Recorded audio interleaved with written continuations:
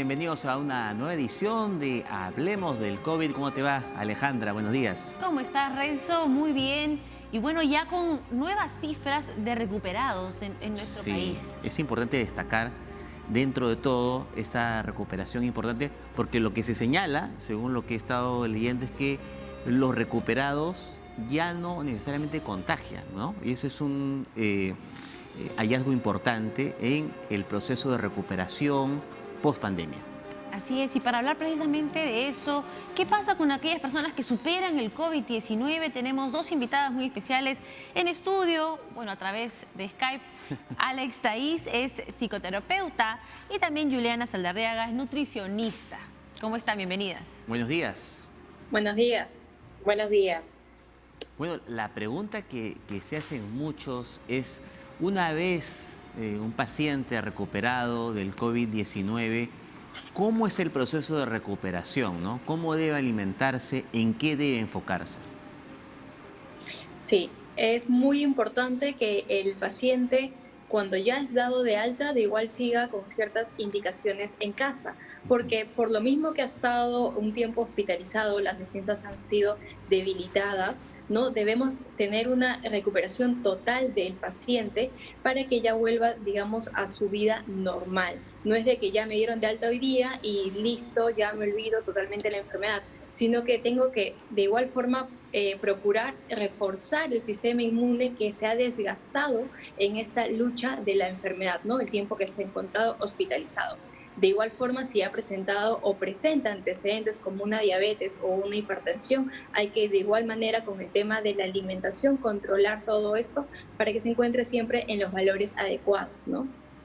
Eso por el lado alimenticio y nutricional, pero ¿qué cosas podemos esperar a nivel psicológico? ¿Qué cuidados debemos tener a nivel psicológico? Bueno, normalmente los pacientes, después de haber pasado por un proceso tan duro o que tal vez no haya sido tan difícil, pero hayan tenido el temor de que lo sea, pueden quedar con signos de ansiedad, pueden quedarse con un temor constante a volver a pasar por algo así.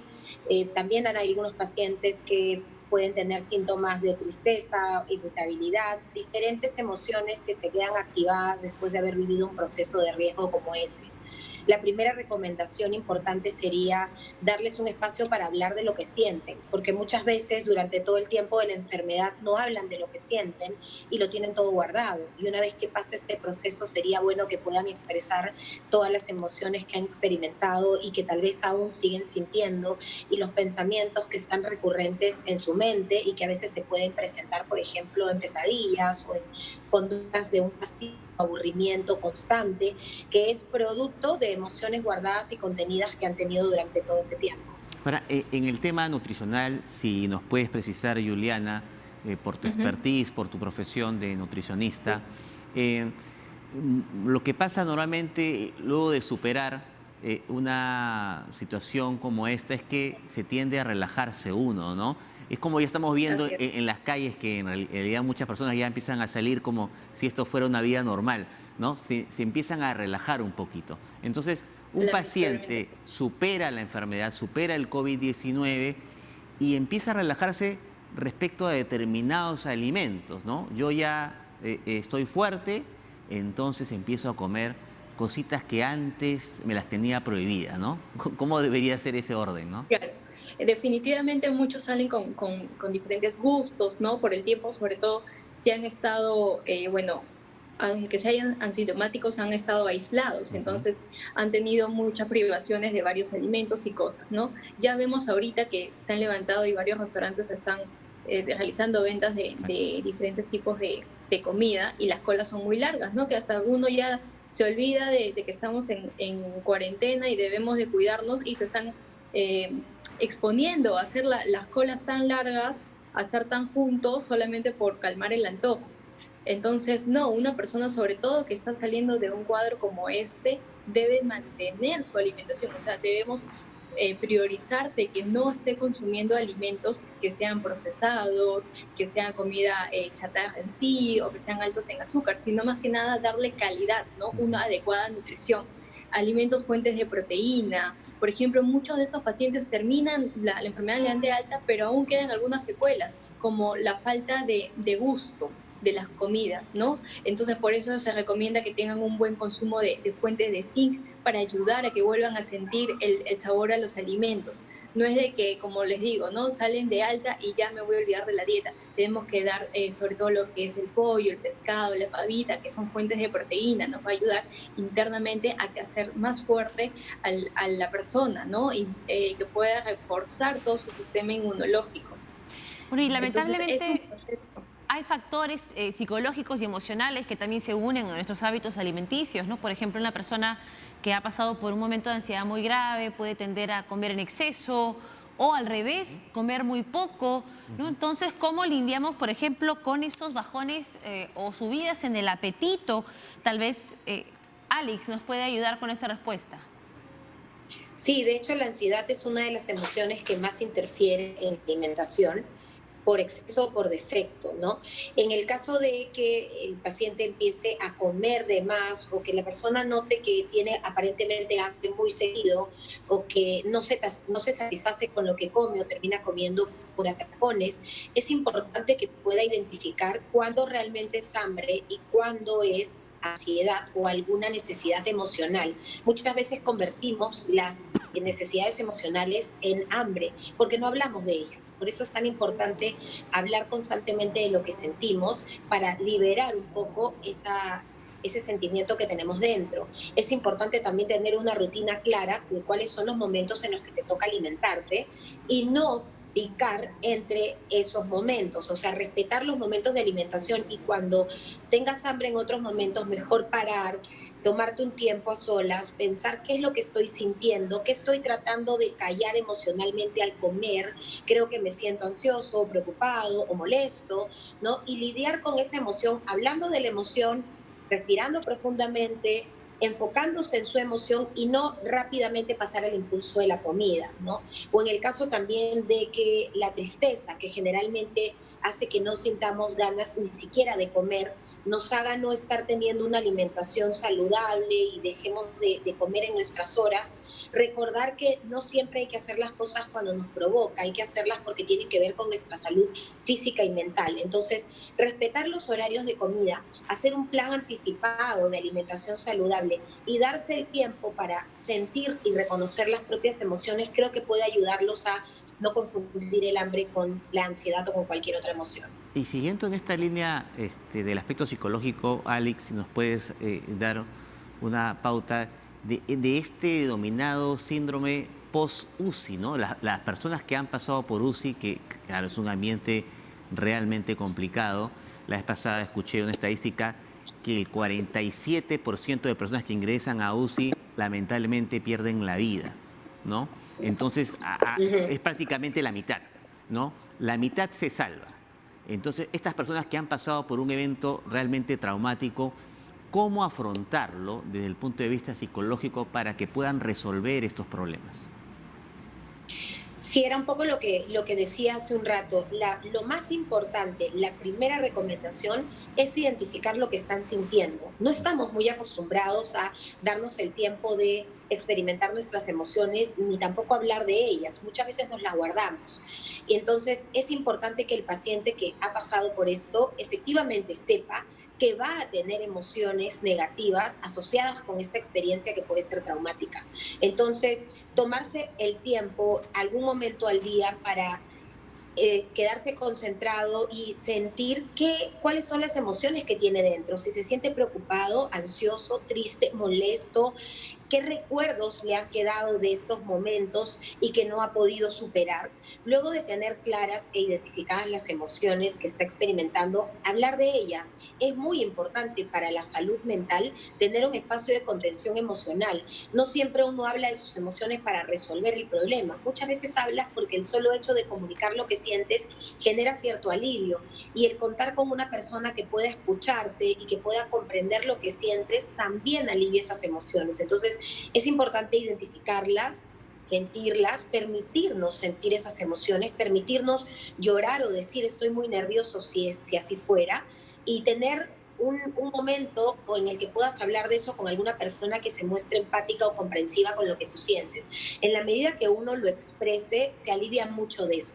Ya como recomendación posterior a eso, sí podría ser si identifican que de manera recurrente sienten preocupación, ansiedad o que hay pensamientos que todo el tiempo se están repitiendo en su mente, recuerdos asociados a estos momentos, es importante que busquen ayuda profesional de ser posible y si no, que practiquen la estrategia de solo observar estos pensamientos y reconocerlos como lo que son. Son solamente pensamientos que están en nuestra mente. No tenemos que quedarnos enganchados a ellos. Puede pasar que un pensamiento sea recurrente después de una experiencia muy difícil, pero tú puedes observarlo mentalmente, dejarlo pasar y luego continuar con tus actividades y no engancharte en él, ¿no? Esa también es una recomendación que puede ayudar. Importantes recomendaciones y bueno, todo está atado finalmente, ¿no? Lo emocional, lo alimenticio, el ejercicio también que podemos incluir. Quería preguntarle a Juliana si es que hay un tipo de dieta que se recomienda para pacientes que han superado el COVID-19 y si es que hay alimentos que no. Y, por ejemplo, también en cuanto a la actividad física, porque, claro, algunos pueden ser pacientes que han tenido problemas respiratorios. ¿Cómo podrían hacer para ir recuperando esa capacidad y poder también generar actividad física? El tema de la actividad física va a ser de una manera gradual, definitivamente, ¿no? En casa pueden empezar simplemente a caminar dentro de casa, quizás subir un poquito escaleras, ¿no? Si es que están en casas de varios pisos, pero va a ser de una manera gradual, que empiecen, lo ideal son 10 minutos, luego se va a ir subiendo de poco a poco. No se debe exigir desde un momento hacer 30 minutos o una actividad intensa, porque en vez de ser algo beneficioso, podría estar perjudicando a la persona.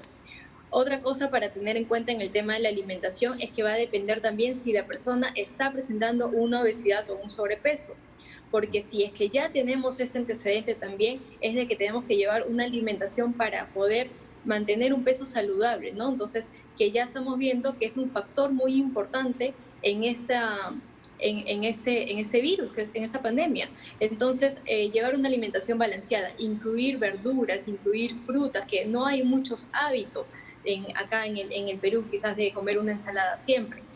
Moderar el consumo de alimentos procesados, como decía, productos enlatados que tienen bastante contenido de sodio o otros que por el otro lado tienen bastante contenido de azúcar, ¿no? Limitar el consumo de estos alimentos, optar más por preparaciones tipo guisos, al horno, a la plancha, que frituras. Entonces, que la comida debe ser mucho más casera, ¿no? Debemos de evitar también saltear la comida, o sea, de que no, digamos, no voy a cenar para evitar subir de peso, solamente voy a estar desayunando y por ahí un almuerzo, sino que es importante llegar a cubrir nuestro requerimiento para poder fortalecer nuestro organismo, ¿no?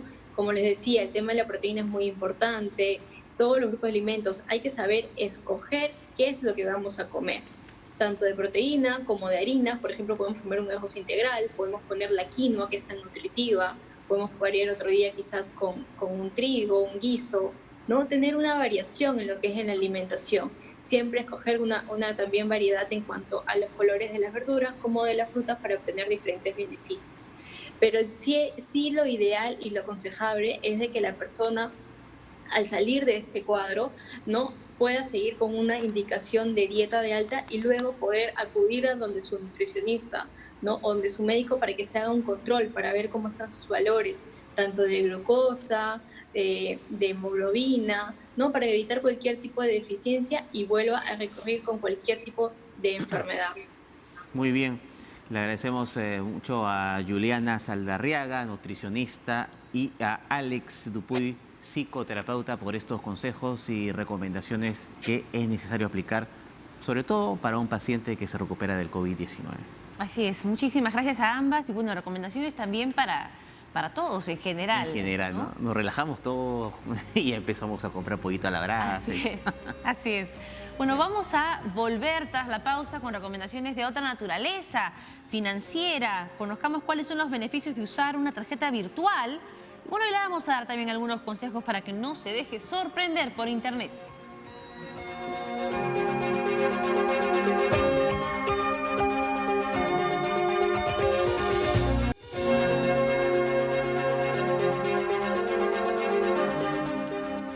Bien, regresamos al programa y un tema que ahora seguramente muchos se preguntan que está de moda el tema del negocio virtual, ¿no? Todas las operaciones vía internet que han aumentado definitivamente, y hay mucha demanda, pero hay que tener sumo cuidado, ¿no? Porque basta que te llegue un link que tú no conoces, una tienda que no conoces, cómo digitar tu tarjeta de crédito, ¿no? Hay que tener ciertas condiciones, ¿no? Así es, y bueno, hay nuevas alternativas, porque también hay que recordar que hay personas que están buscando tu información de tarjeta de crédito para poder robar tu identidad, hacer uso de tu tarjeta de manera indebida. Entonces, los bancos intentan recordarnos que ellos nunca nos van a pedir, por ejemplo, los números de nuestra tarjeta de crédito, ¿no? O no nos van a pedir información financiera por internet.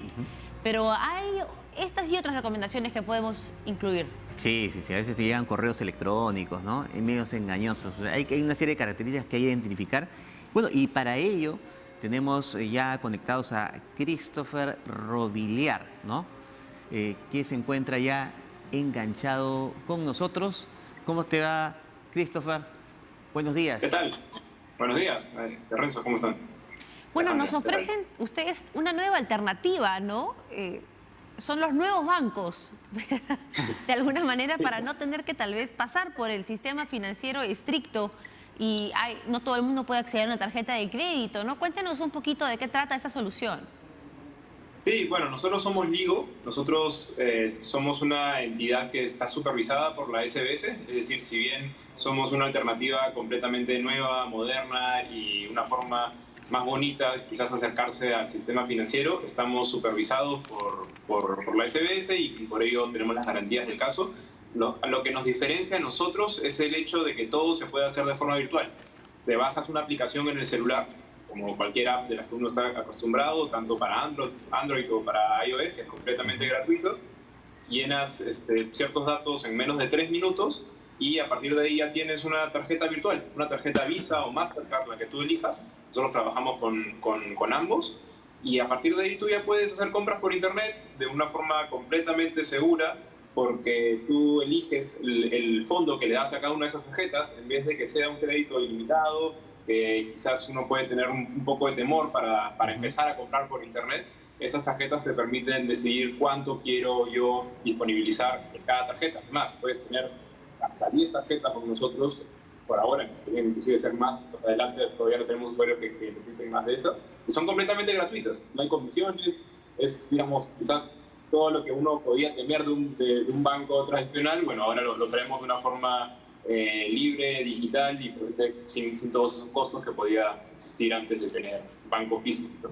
Es importante este detalle, ¿no? Que el cliente pone el monto, el tope de su tarjeta, no como los bancos que ponen un crédito pues importante y el cliente a veces hace uso indebido de ese dinero. Pues acá el cliente, la responsabilidad está en el cliente, ¿no? Sí, nosotros consideramos que es completamente válido ambos modelos. De hecho, uno puede recibir su salario en un banco de forma tradicional, como también lo podría recibir con nosotros.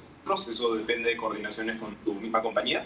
Pero si es que quiere tener mayor control para ciertos gastos, para ciertas transferencias, porque inclusive con nosotros puedes transferir a cualquier amigo si tú tienes un contacto en tu celular y él también tiene Ligo, o tú le dices que descargue Ligo, le puedes enviar dinero de forma gratuita y de forma inmediata. Eso es algo que también puede ayudar mucho en esta situación, porque si es que uno le debe dinero a un conocido o si que quieres, ya que se están empezando a abrir varios alternativas de comercialización, ya sea de productos, con restaurantes, o con N cosas que uno necesita para estas situaciones, y quieres pagarle hasta inclusive al bodeguero, le puedes pagar con Ligo sin necesidad de mover dinero en efectivo, sin necesidad de sacar una tarjeta que igual se la tienes que entregar y pasar por un POS. Digamos, con nosotros puedes evitar todos esos pasos. Christoph, ¿cuál es tu impresión del comprador peruano en Internet? A mí me da la impresión de que somos aún un poco temerosos, no confiamos en las transacciones web, online, y eso también ha retrasado la digitalización de muchos procesos, por ejemplo el e-commerce en nuestro país. ¿Cuál es tu apreciación sobre los peruanos? Sí, de hecho es interesante. Yo tengo una experiencia anterior cuando trabajaba en EasyTaxi y en Cabify que era difícil lograr que alguien pase a pagar con tarjeta. La mayoría de las personas estaban acostumbradas al efectivo. Sin embargo, lo que ha sucedido con esta situación lamentable de las condiciones actuales de este nuevo entorno en el que estamos, lo que estoy viendo a nivel de estadística, de data que nosotros tenemos aquí en Ligo, es que la cantidad de consumos ha crecido muchísimo con tarjeta. De hecho, hemos duplicado la cantidad de usuarios en estos meses. Ya tenemos 100.000 usuarios que nos están utilizando, principalmente porque buscan alternativas para pagar. Y lo que nosotros encontramos en las encuestas que hacemos a los usuarios es que los usuarios que nos utilizan para compras, lo que destacan es el control. Entonces, justo lo que estábamos hablando hace un rato, de, mira, yo quiero empezar a comprar por internet, pero no quiero poner la tarjeta donde recibo mi sueldo o una tarjeta de crédito que me puedo endeudar por mucho tiempo si es que algo malo ocurre. Entonces saco una tarjeta a la cual yo le pongo un fondo específico y la uso para esa compra en específica, y de a poco le voy poniendo más fondos según cómo yo voy queriendo utilizarlo.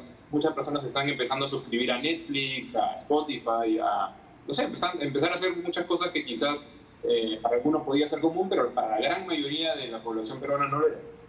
Ahora, me dices que son 100.000 usuarios. ¿Cuál es el promedio de tarjetas que están sacando estos usuarios? Me decías que algunos podían tener hasta 10, pero en promedio, ¿cuántas tarjetas sacan los usuarios, no?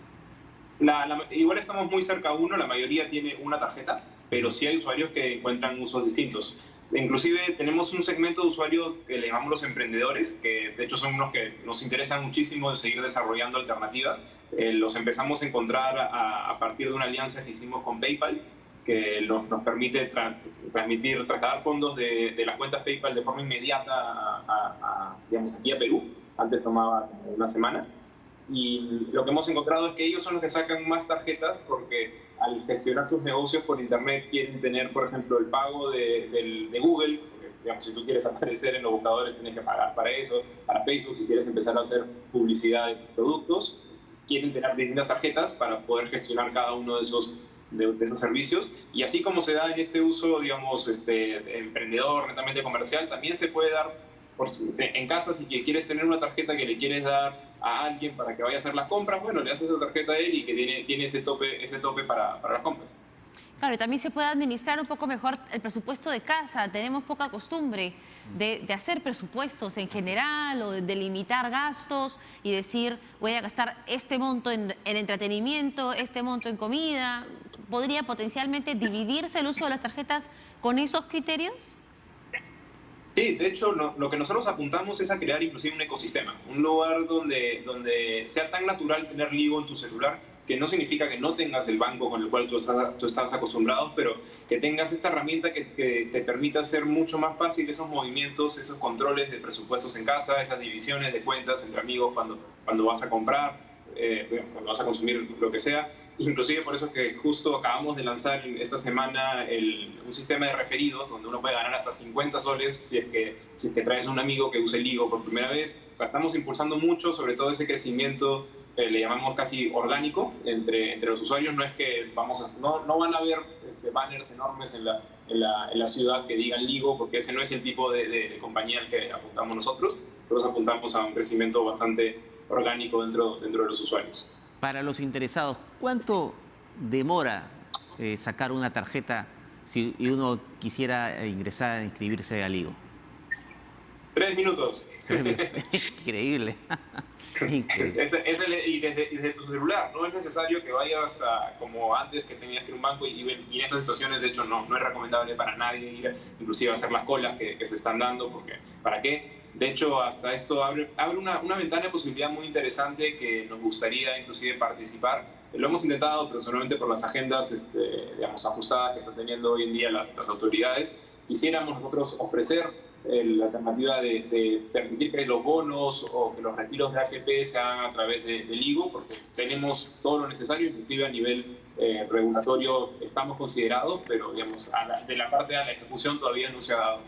Y lo podemos hacer para evitar esas colas, para evitar esos contactos innecesarios. Muchísimas gracias, Christoph, por esta información. Y bueno, es una opción más dentro del mercado que puede darle un poquito de tranquilidad a las personas sobre sus compras en Internet. Seguridad, muchas gracias a usted. Seguridad, rapidez y tranquilidad, ¿no? Es increíble esto, ¿no? Cómo ha mejorado el sistema virtual. Así que bueno, vamos a volver luego de la pausa con una información interesante. Conoceremos la historia del sacerdote Juan López, padre que realiza misa desde el techo de la iglesia de Ambo en Huánuco. Lo vemos en pantalla ahí. No se mueva.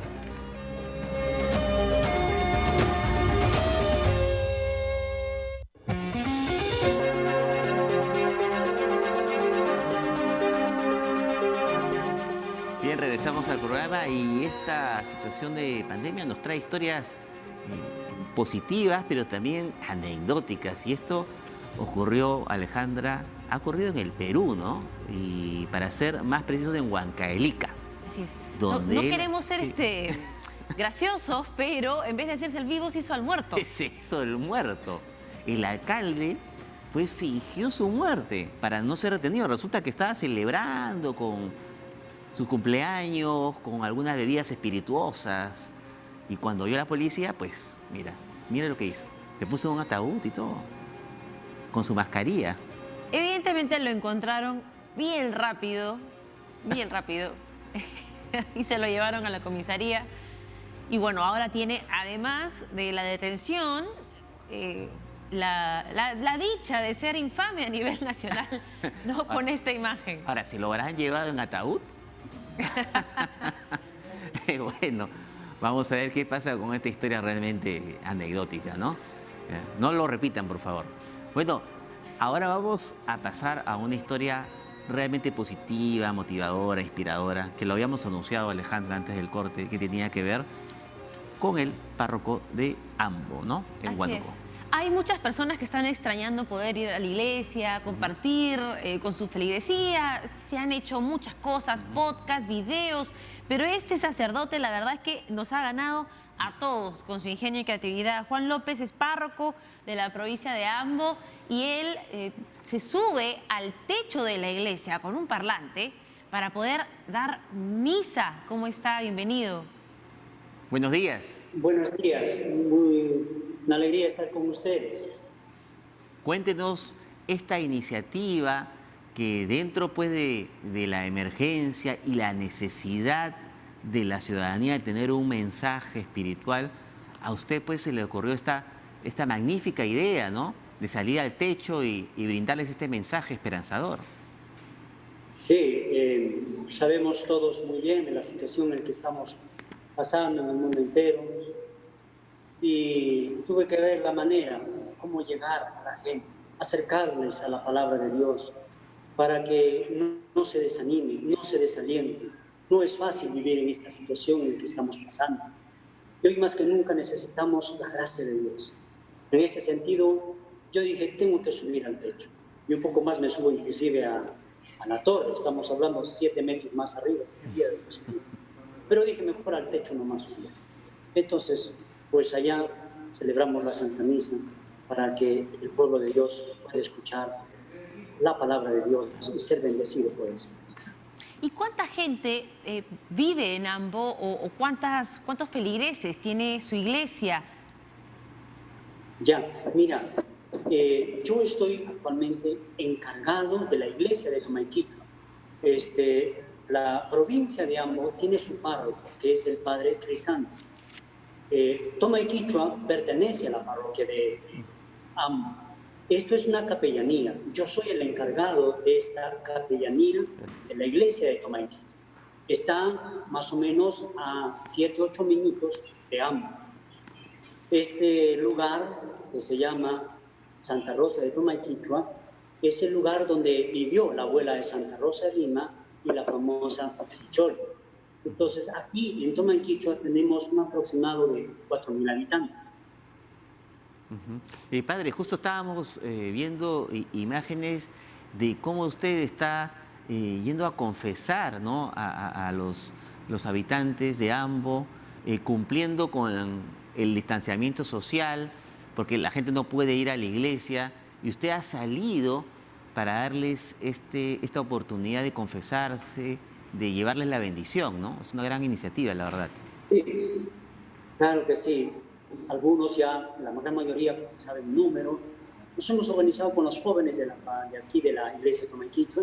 De manera que los que quieran reconciliarse con el Señor, pues yo voy a ir a las puertas de su casa si ellos sacan 2 sillas, ¿no? Entonces, guardando esa distancia social, obedeciendo lo que las autoridades competentes nos recomiendan, allá administramos ese sacramento de la reconciliación así.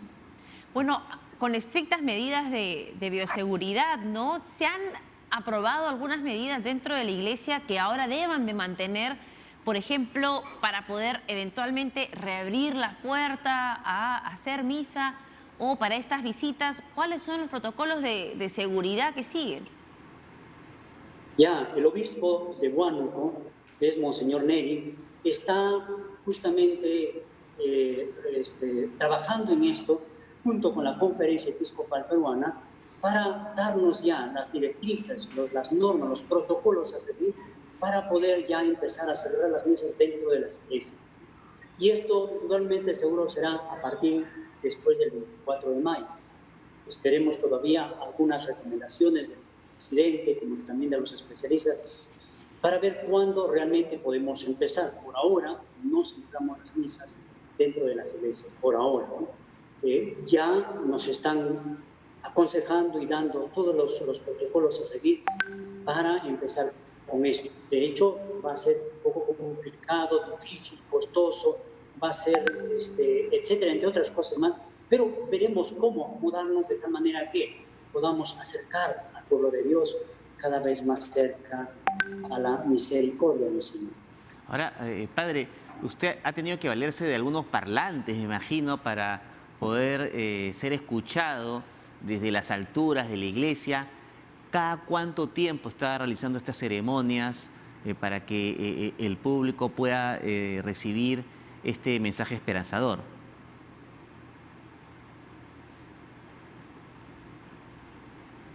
Sí, felizmente tenemos unos parlantes grandes porque ustedes habrán visto la iglesia que está en construcción hace más de 10 años que la iglesia se cayó. Justamente yo también celebraba la misa ya, que estaba construido de tapia y en plena celebración de la misa hubo un temblor y cayó un buen pedazo en la parte donde yo justo celebraba la misa. Estamos hablando del año 2010 más o menos. Allá empezamos justamente ese reto de empezar a construir y hasta ahora no lo terminamos, ¿no? No lo terminamos porque no contamos con ningún tipo de presupuesto, pero no nos hemos quedado con los brazos cruzados. Contando con la ayuda y la colaboración de la población, algunos por aquí y por allá, hemos empezado a hacer actividades y justamente esos parlantes los hemos comprado para hacer esas actividades. Entonces esos parlantes los he subido al techo, ¿no? Y de ahí hemos podido celebrar la Santa Misa. Y ya lo venimos haciendo 3 domingos. Este domingo también lo haremos, hasta cuando empecemos a celebrar la misa en las iglesias. Bueno, es una excelente iniciativa, especialmente porque los domingos la gente no puede salir de casa. ¿Cómo es el nivel, por ejemplo, de conectividad en la provincia donde usted se encuentra? Porque por ahí que también hay muchas personas que de otra manera no podrían recibir la palabra del Señor.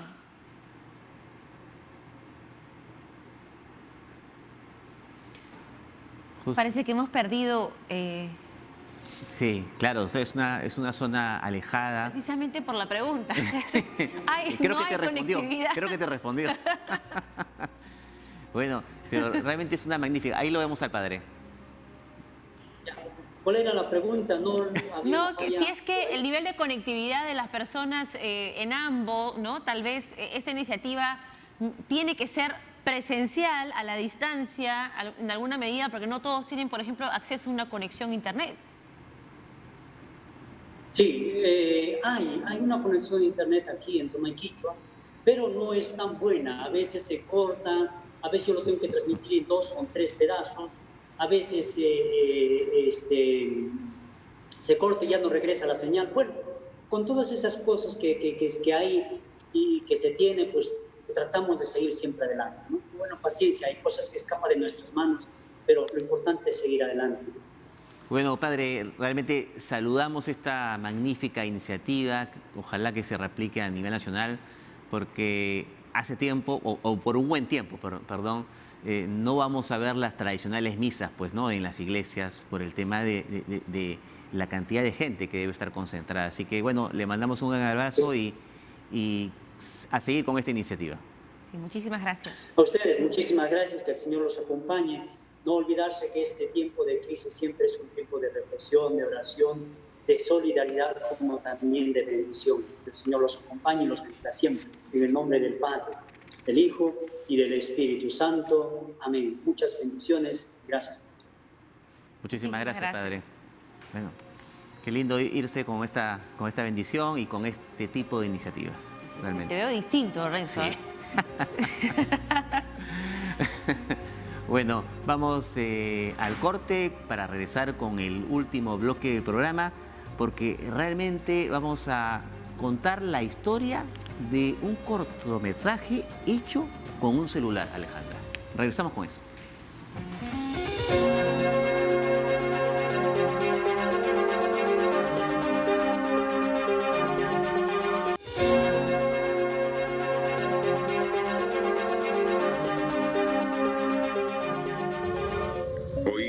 Estamos concluyendo una nueva sesión del Consejo de Ministros. Aquí, en Palacio de Gobierno, creía que estaba preso. Como consecuencia del coronavirus, que afecta no solamente al Perú, sino... Pero alguien era más prisionero que yo.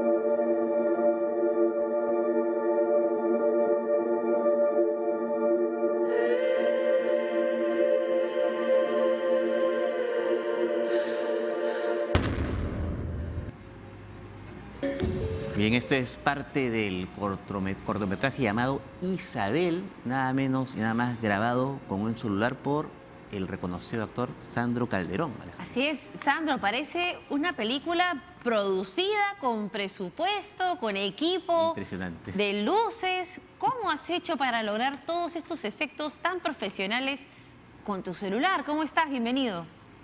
¿Cómo estás, Alejandra? Renzo, ¿cómo estás? ¿Qué tal, Sandro? Bueno, felizmente tengo una casa también que se adecua a las circunstancias, tiene iluminación adecuada, las lámparas y fotografía bien, eso es la ventaja. Y bueno, más allá de eso es poder visualizar una buena foto, ponerte a pensar en las tomas que puedan contar la historia, ¿no? Sí. Lo importante es que no hiciste la típica de, bueno, estoy encerrado y no hay mucha creatividad y lo voy a patear esto después que pase el estado de emergencia. ¿Cómo empezó tu proceso de creatividad para poner en marcha este proyecto en una situación en la que muchos se desaniman, por ejemplo, ¿no? Claro, lo que dices es importante porque yo tenía planeado hacer un corto hace mucho tiempo. Tengo 2 o 3 guiones y 3 ideas. Y mira que nunca lo hacía porque siempre estaba en mi mente, tengo que hacerlo perfecto, tiene que ser el equipo adecuado, el equipo técnico humano, tengo que tener dinero. Iba pateando muchos años este proyecto de hacer un corto, no Isabel, sino otros. Y de pronto vino la cuarentena y vaya, nos golpeó a todos, sobre todo a los artistas, los operadores audiovisuales, la gente de cine.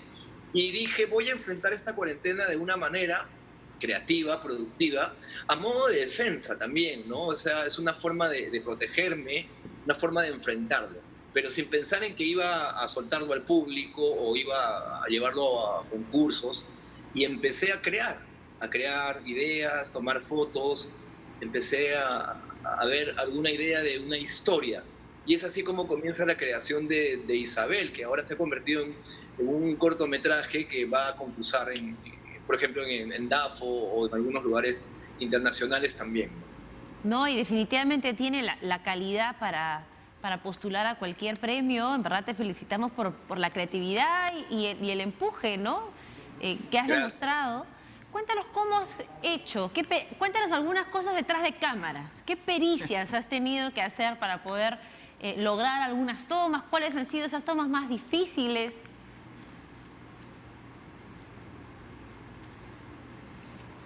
Sí, Se fue un poquito la comunicación. Bueno, pero hemos visto el tráiler sí. de Isabel, pero tiene fecha de estreno también pronto, ¿no? Ya tiene fecha de estreno.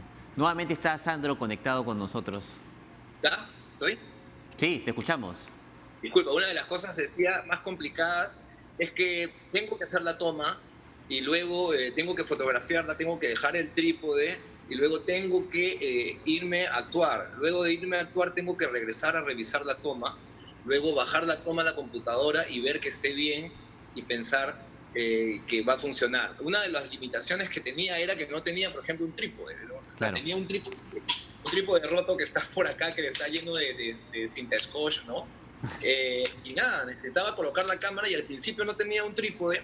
Comencé a usar también un trípode de un parlante de música amarrado a una liga y me funcionaba, con tal que ya tenga el celular ya estable y ya hacía mi toma. ¿Me escuchan, no? ¿Cierto? Sí, todo bien, todo bien. Pues hay unas tomas que se llaman unos rieles traveling, donde la cámara puede transitar o desplazarse a nivel horizontal, ¿no? De acuerdo a lo que tú quieras. Tengo un patín, yo soy patinador, entonces ideé y este riel lo encontré en el techo de mi casa y la cámara la pongo encima, ¿no? Que es este teléfono amarrado a una liga, aquí, y es así donde puedo hacer un traveling, ¿ves? Sí, espectacular. Y me funciona muy bien porque en una de las... Se me ocurrió hacer un traveling al tocadisco que hizo en el trailer o a la cara de Isabel o a mí y me funciona bien. Hace ruido, pero ya en postproducción, en edición, puedo eliminar el ruido y todo eso.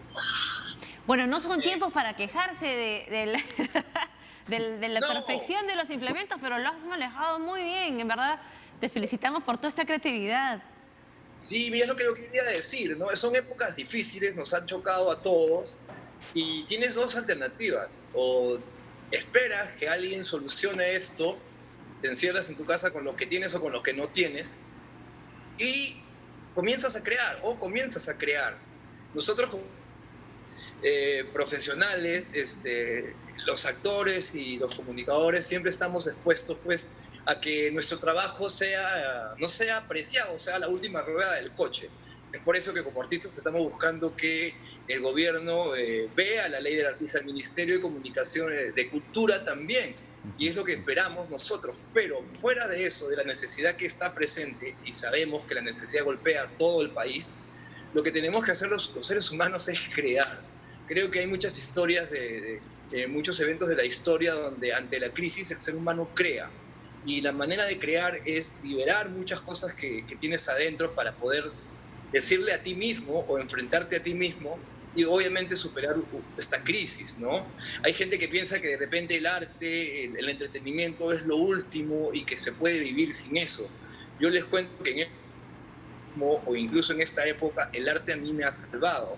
Me ha salvado porque he podido civilizarme, he podido tener contacto con las áreas más internas de mi ser y de mi sociedad. Y es por eso que agradezco mucho el hecho de crear y en estas circunstancias mejor. Y hay que hacerlo, no hay que tirarse para atrás. Así es, Sandro, ¿a qué se debe el nombre Isabel, ¿no? ¿Cuál es la razón de ser de este título? Ya, Isabel, voy a spoilear un poco el corto. No, pero sin spoilers, por favor, ¿ah? Para ti, ¿quién es Isabel para ti?